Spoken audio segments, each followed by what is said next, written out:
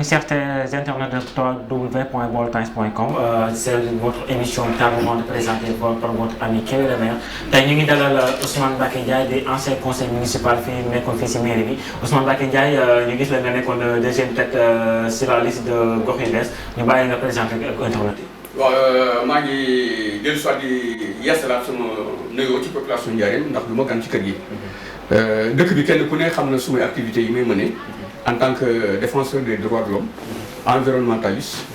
syndicaliste casquette yi bari na mais tey li ñu ci war a mën a waxtaane rek mooy li nga xam ne mooy actualité ici à Diourbel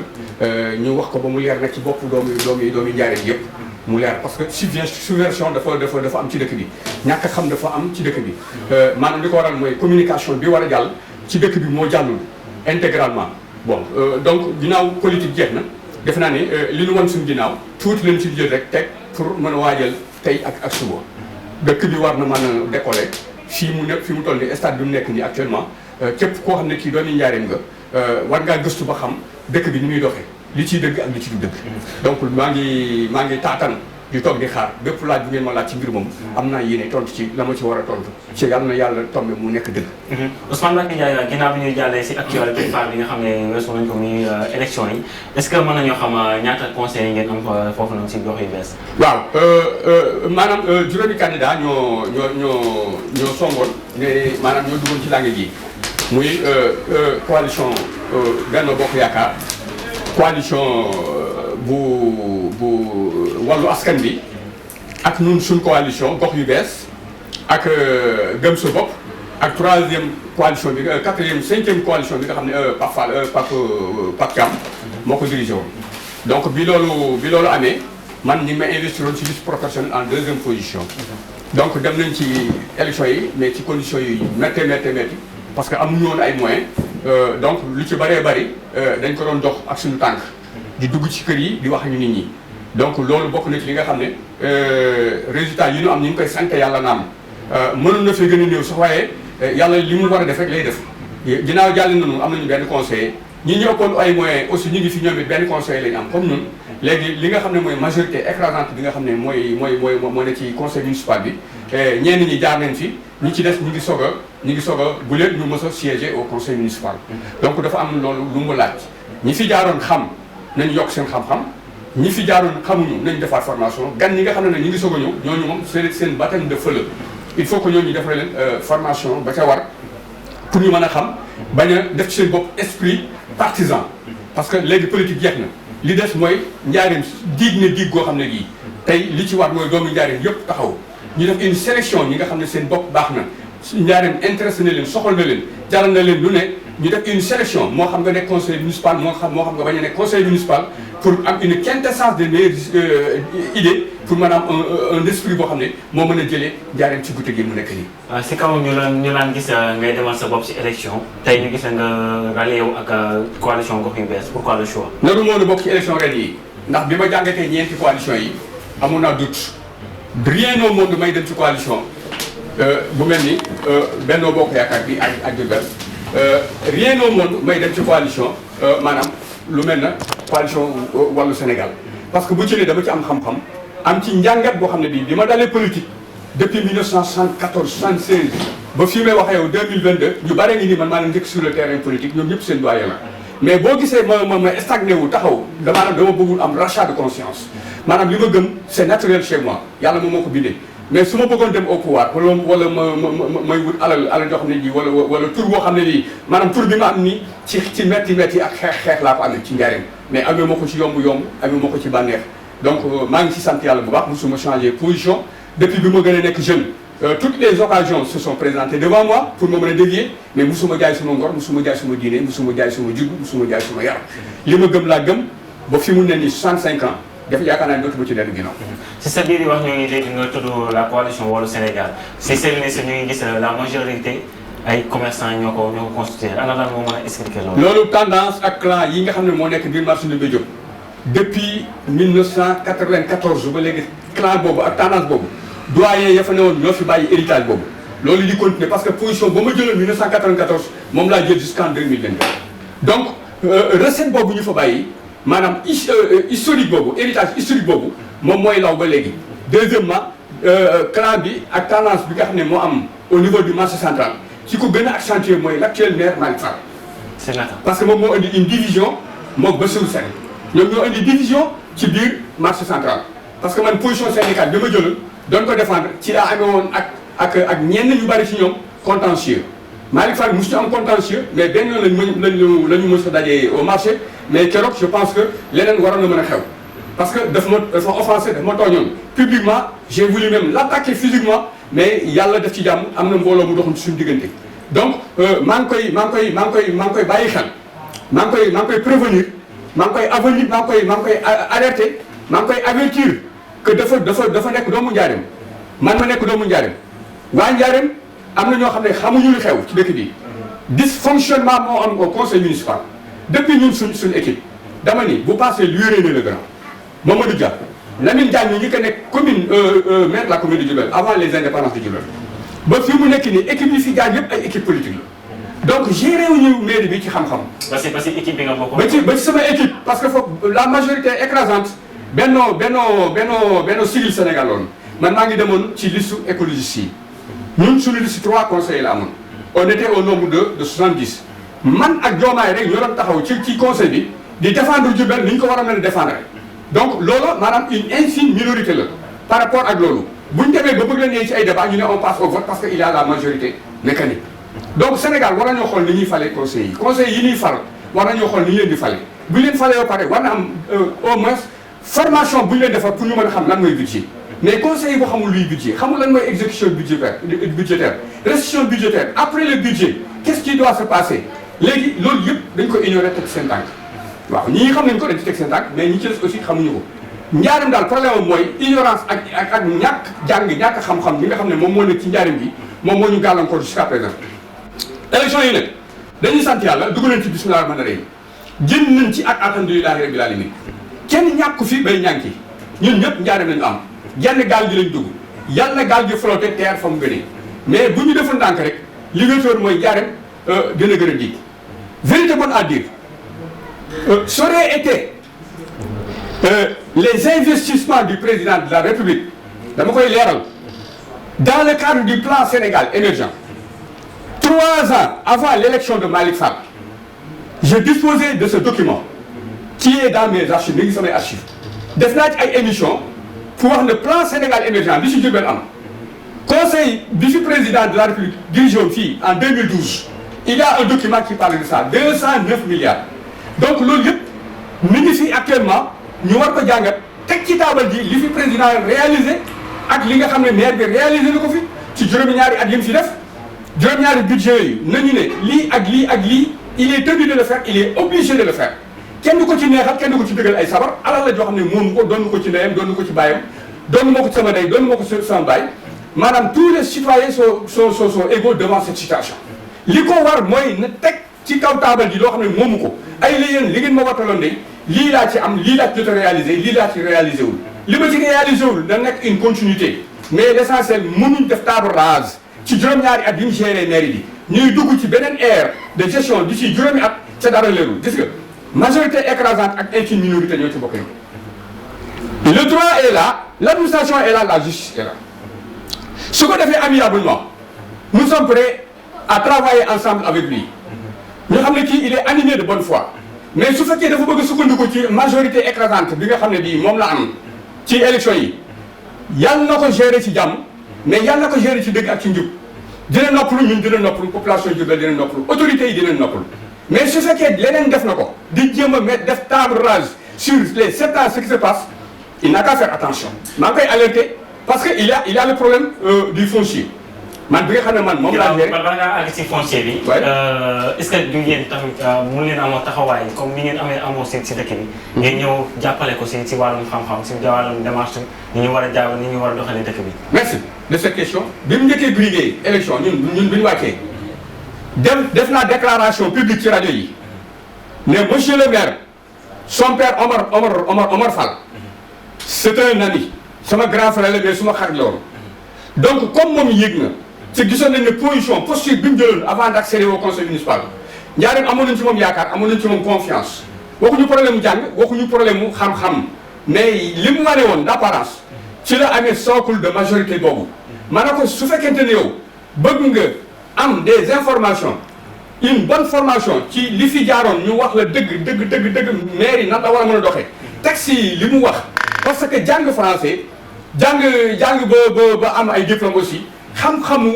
institution municipale spécialité la c'est une formation le code des collectivités locales même si tu es agrégé en lettres boo ko jàngul mënoo ko moomoo ko les avocats dañoo am ay spécialité comme ni médecine amee spécialité domaine bu ci ne da nga koy jàng mën ko gëstu xam ko su ko jàngul gëstuwu ko xam ko amul un cabinet bu ko mën a encadrer parce que dafa am cabinet juriste bu ko war a mën a encadrer war na am huissier war na am ay avocat war na am ay experts yoo xam ne yi dañuy spécialisé wu ci domaine de compétence yëpp 9 domaines de compétence yi parce que benn bopp rek mënul xam lépp am na lu mu xam mais am na loo xam ne lii ñeneen ñoo ko xam mais su fekkee dafa bëgg a sax bopp politique kese di ko doxal sans l'application des lois njaareem ren duñ ko bàyyi ci loolu tey duñ ko bàyyi loolu ci ëllëg parce que njaareem dig gi mu dig su doowutoon le président de la république investissement yi mu def ci cadre plan Sénégal émergent ak Promoville njaareem marché bi muy laaroon lakk bind naa ko ñetti lettre ne ko monsieur le maire prenez vos dispositions insécurité baa ngi marché branchement clandestin défaut de bouche d'incendie obstruction de la voie publique ak yeneen défaut d'assainissement yooyu yëpp tontuwu ci maa ngi ak archives yi donc loolu dama koy teg ci taabal ji njaareem yëpp dinañ xam ne bindoon naa Malick Fall bi mu faloo wootaaloon naa ko loxo woowoon naa ko ne si vous avez besoin de mes conseils je suis prêt à vous accompagner mais tendance ak la boobu ma lay wax ni moo nekkoon ci marché bi moo tax sama diggante ak moom Aminata Tall bi fi nekkee maire man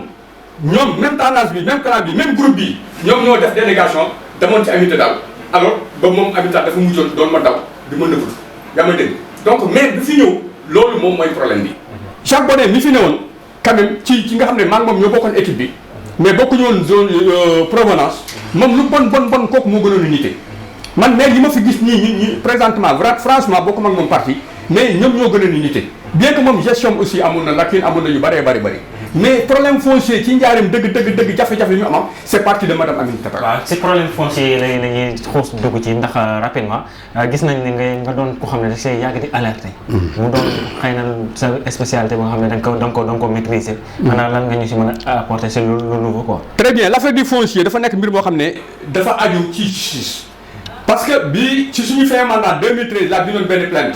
contre X pour spéculation foncière. Faux et usage de faux en écriture publique. Quelque temps après, 42 pétitionnaires conseils municipaux rejoindre ma ci idée boobu. J'étais le seul à brandir cette plainte-là au conseil municipal bi ginnaaw bu ma demandé état des lieux. ñu lank ne duñu def état des lieux sur le foncier. passation de service bi nga xam ne moom la madame Aminata Tall defoon ak Jacques Bonnet ëmb boobu ñu lank ne duñu ko teg ci table bi ñun duñu xam fu ñuy tàmbalee ak fu ñuy teg suñu tànk. donc noonu la ñuy duggee ci conseil municipal bi bataille boobu moo fi nekkoon juridique bi maintenant bi nga xam ne bind nañu ba ñu def enquête préliminaire yi. ba juge d'instruction jot ko juge d'instruction m'a convoqué on a fait le tour de Diourbel mbooleem li ma wax ci foncier muy les parcelles muy les boulevards muy cantinisation ak zone non édificante yi ak bande verte yëpp ca ñu violé ko transgresser la loi def ko en complicité avec les services techniques de l'État. L'urbanisme, le chef du service a été inculpé et jusqu'à présent il n'est pas encore jugé. Il y a un adjoint au maire qui a été inculpé ci problème foncier. L'actuel maire. Il y a un technicien, des techniciens de l'État et des techniciens de la municipalité qui sont actuellement inculpés. Il y a 14 autorités yoo xam ne tey jii am na ci ñoo xam ne ay préfets yoo xam ne on leur a donné de l'argent devant moi 600 000 francs devant moi plus 4 cantines. Donc loolu c'est quelque chose boo xam ne bi pourquoi léegi dossier bi léegi procureur tegoon ci tànkam l'ancien procureur parce que le juge d'instruction bi mu paree dafa transmettre le dossier au parquet pour réquisition du procureur. Le procureur a refusé de réquisitionner. J'ai saisi le président de la République, j'ai saisi le ministre de garde des Sceaux. On a dessaisi le parquet, parquet bi yóbbu ko au parquet général pour enquête préliminaire. Parce que j'ai accusé le procureur de complicité. Parce qu'il a refusé de réquisitionner. Il n'a pas le droit de refuser ça. Le parquet ne l'appartient pas, le code pénal ne l'appartient pas. Le code de procédure pénale n'appartient à aucun procureur. Seen pouvoir yooyu nañ ko yamal seen bopp xam ne nit ñi xam nañ seen i droits. ku fi violé ay droits dañ lay attaqué. J'avais porté plainte contre ce procureur. L'affaire est toujours en cours. Mais le foncier actuellement Malick Fall su bëggee jàmm foncier bii nga xam ne def na ci lu ko neex def na un surplus et un chevauchement de lotissement sans l'autorisation du ministre de l'urbanisme, sans l'autorisation de la justice. Parce que l'affaire est pendante. Fan la ko teg ci ban base juridique la ko teg. Le préfet lan la mën a seetaanee loolu est-ce qu'il est informé? Il est informé parce que toute lettre yu ma mën a bind le préfet est ampliataire. Souvent dama koy bind ay lettres mais du am réponse. Pourquoi? L'administration ku ko moom c'est pour les Sénégalais. La mairie ku ko moom c'est un démembrement de l'État. Population Diourbel ñoo ko moom dañuy ne yónni ay ndaw lañu duñu ay buur duñu ay bumi li ñu yor moomuñu ko. Ils ont l'obligation de rendre compte à la population de Diourbel. léegi nag dossier bii li may ñaan mooy su fekkente ni nite na ci ànd naa ak ñu koy xelal na teg 7 ans yi mu géré njaareem ci kaw table def conférence budgétaire wax ne lii ak lii ak lii laa réalisé ca mu bàyyi les réalisations de l'État yi nii approprié naan ci sama ay la loolu c'est le bilan du président de la République bés buy def bilan ci loolu la koy def donc li xew njaareem ak li am njaareem yëpp ak son arrivée au pouvoir lépp je peux dire que ça émane du président de la République. mais c'est tamit mënuñu ko nangul ne xëy na moom li ñu faral di wax naan si ayam la amee tamit mënuñu ko. yooyu ça ne compte pas le code des collectivités locales ne dit pas ça le code général des collectivités territoriales ne dit pas ça le code de l'hygiène ne dit pas ça le code de l'urbanisme ne dit pas ça 9 domaines transférés à la collectivité locale la municipalité de Diourbel waxul loolu. li mu wax mooy conformé wu au texte liggéeyee voté nañ le budget exécuté ko defal un compte rendu clair et transparent à la population à l'État du Sénégal le Sénégal est un État est une république kenn mënul monopoliser def rétention d'information sur ta gestion mënul nekk coow rek lay nar a indi li may ñaan nag mooy na revenir à la raison gëm yàlla teg affaire bi lépp loo xam ne ni def na ko même bu tooñee waa Ndiarène na wax ne carrément def naa erreur tooñ naa waa Ndiarène su boobaa ñu waa Ndiarène dinañ xam ban position. si kaw tooñ boobu ñu ngi faral di dégg ñu ngi xam ne dañ leen a jaay doole nu mu seen i foncier. waaw ba mayewaat. tout xëy na peut-être am na si loo si mën a wax. yooyu signalé nañ ko mi ngi ci dossier bi nekk en cours. 14 inculpés. Il y a des commissaires de police, des préfets corrompus, des autorités administratives autres corrompus, des chefs de service technique, mafia corrompus, des chefs religieux corrompus. Et tout récemment dagg na ay 20 parcelles yoo xam ne yi pour quelle vertu de droit ban procédure administrative moo ko permettre mu dagg ay 20 parcelles di ko joxe gratuitement. Le denier public, le foncier est un denier public de l'État du Sénégal et de Diourbel. Personne n'a le droit de donner ça gratuitement dafa am procédure de demande yaa may dégg lotissement buy war a mën a am bu ne da nga koy teg ci yoon loolu la texte yi la wax mais nit ki mënuloo ne léegi da ngay nekk un homme institutionnel di doxalee sa xel ak sa xalaat ca loolu ngay doxee méngoowul ak charte yi fii daal ku fi bëgg am jàmm ren noppalu population Diourbel noppalu tegal yëf yi ci yoon ca xam ne caaxaan jeex na même le président de la République actuellement lii may wax nii tey jii coow li dana ko fekk foofu su fekkente ni deful lii ma wax nii. waaw caaxaan jeex na ñu gisaat beneen ñaari tête yi nga xam ne ñu ngi ñëwaat si conseil mairie bi muy Moustapha Mbaye et le maire Malick Fall ku ne doon wax sa morom ne mënumaa dem bàyyi sa morom xëy na peut-être loolu am na beneen jàngat bu ñu ci mën a am. waaw moom mooy maanaam genre nguur ak soo bi am ginnaaw nit ñi gëmatuñ dara amul orientation amul doctrine amul idéologie problème objectif gagner des élections tout court programme boo xam ne bii tey nit teg na ko actuellement war ko mën a appliquer mu conforme au texte man gisaguma ko njariñ tous les maires yi nga xam ne ñi ngi doon tenir ou bien les candidats yi doon tenir ay promesses à la population te yow déggoo ci organe délibérant un seul maire mënul voter budget un seul maire mënul def restriction budgétaire un seul maire ne peut pas procéder à l'exécution budgétaire mais nag il sera tenu de rendre compte parce que c'est la personne morale donc dafa am maanaam le compte administratif et le compte de gestion yooyu yëpp ay mbir yoo xam ne danañ ko teg ci table ji tout ce qui est compte administratif c'est le maire qui doit présenter ça le compte de gestion on va faire la confrontation kooku c'est la perception municipale ñoom ñaari yooyu ñoom ñooy toog édifier population Ndiarème ñu xool les manquements les défaillances les erreurs techniques volontaires ou involontaires suñ dee pardonné ñu pardonné bu ñu dee poursuivre ñu poursuivre lii mooy la nul n'est au-dessus de la loi. Ousmane Mbacké Ndiaye daal ngay tàggoo. li may tàggoo mooy li may ñaan daal di ko ñaan population Ndiarème waxeewu moo xool waxeewu ma dënn mais damay waxee dëgg dama ni Sénégal yàgg naa wax ni xam-xam ak dëgg doole ak xaalis ñoo ko suul ci niw réew nit ñi nañ def attention population bi ñi ngi am réveil Diourbel population jeune ay jeunes la ñu yor gis nga jeunes yi nelawuñu bés bu ñu amee réveil li ñu war a xam ñu xam ko teg seen tànk fi ñu war a teg seen tànk su boobaa dëkk bi mu neex yor nañu góorgóorlu les autorités nañu góorgóorlu xam ne lii passage éphémère la rien n'est éternel dans cette vie là alali àddina ji jarul yenn yi jarul ngoree di jarul jaay doole jarul nappaaje kenn ku ci ne am nga histoire ëllëg boo xam ne bii da ci doit faire un compte rendu ici et au-delà képp koo xam ne yaakaar nga ne dañuy xëy ñu takk say loxo takk say tànk jébbal la sa borom ba nga jóge woon la nga jëfan fii fa nga koy fekkaat te kat baal naa ko joo gis na fekk ki nga tooñ xam ne yow mii tooñ nga ko amel nga ko àq ji mais massacrer toute une population abuser de pouvoir ak sa autorité def la neex dafay ne bés penc yi du ñëw bés penc dana ñëw noonu nag dootuñu xaar bés penc gis nga am na ñoo xam ne boo leen lee bés penc dañ naan kii amul pexe fii leen koy jëflanteeg ñoom nañ ko teg ci taabal bi moomuñu ko doonuñu ko c'est pas un héritage loolu daal moom laa bëgg jàmm ne yooyu mu leer ci bopp nit ñi ñu xam nu ñuy liggéeyee 5 ans yi ñëw parce que jóg na addi ay caaxaan wasalaam noonu daal laa am ci. Merci beaucoup, chers internautes. C'était votre émission Table Ronde ici à Baol Times TV de Diourbel.